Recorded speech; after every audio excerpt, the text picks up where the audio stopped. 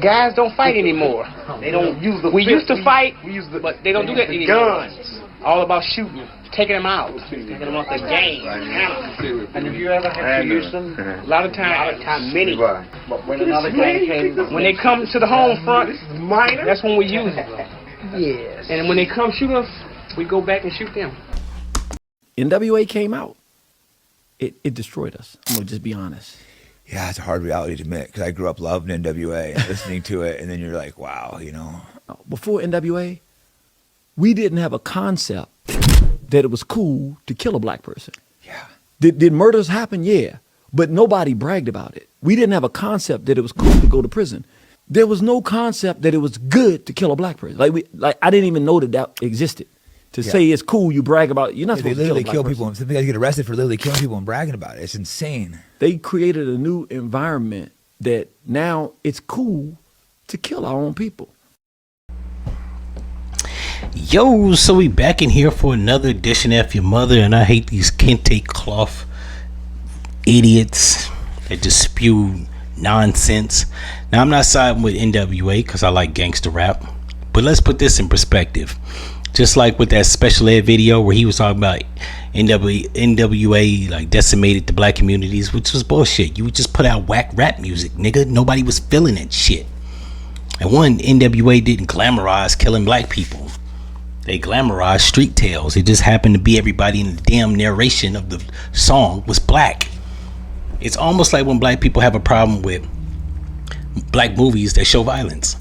They have white movies that show violence. Nobody says, oh, you're depicting white on white violence. It's just violence. It just happens. Everybody in the damn movie is white. So it goes unnoticed. We do the same thing as, oh, every movie is some black person killing. It's because it's an all-star black cast. The fuck was you supposed to show? You're supposed to show people of the same, like if you put together a black movie, of course everybody in the film is going to be shooting at other black people. Like Menace to Society, it didn't glamorize gang violence, it just depicted it. You can not like it, I understand, you don't have to patronize it, but making this overarching statement that NWA, we didn't have a concept of black people killing black people, which was stupid because you had Black Caesar 1, 2, and 3. What the fuck are you talking about?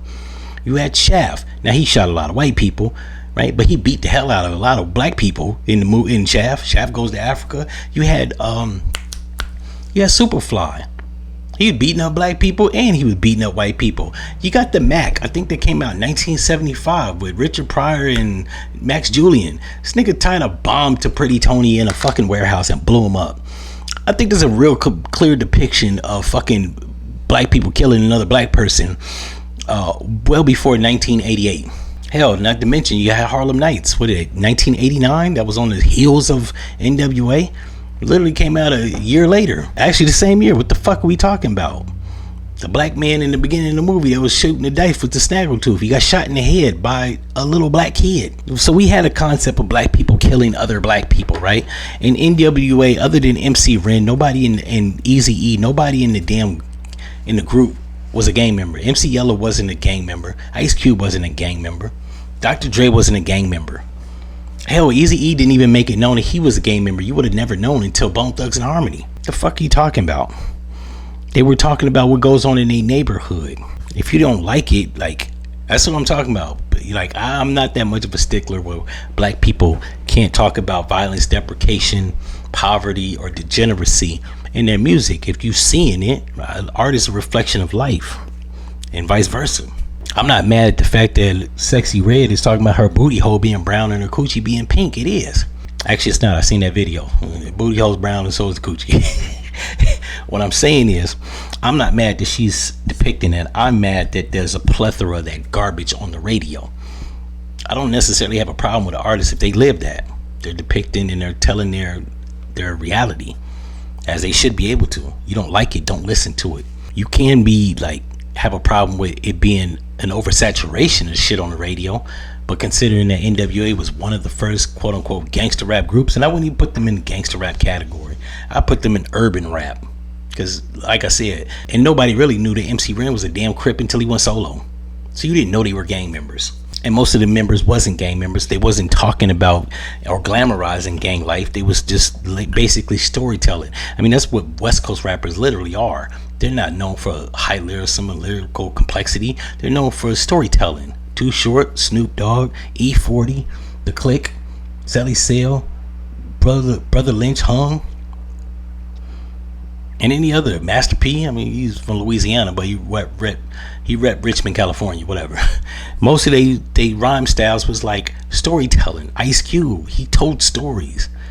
He wasn't fucking glamorizing shit. If I can't tell my story, then what the fuck am I doing? Because music is actually a reflection of life and vice versa. So if my life actually mirrors that, I should be able to depict that on record. To say that they destroyed the black community is stupid when I just gave you a plethora of like examples of movies that came well before 1988 that showed violence and black people doing despicable shit to each other. So this is just one of these old niggas, and he looked like an old rapper from like, he's probably an old rapper or one of them reporter niggas from like the mid 90s that, I don't know, maybe he's washed up now and he feels some type of way.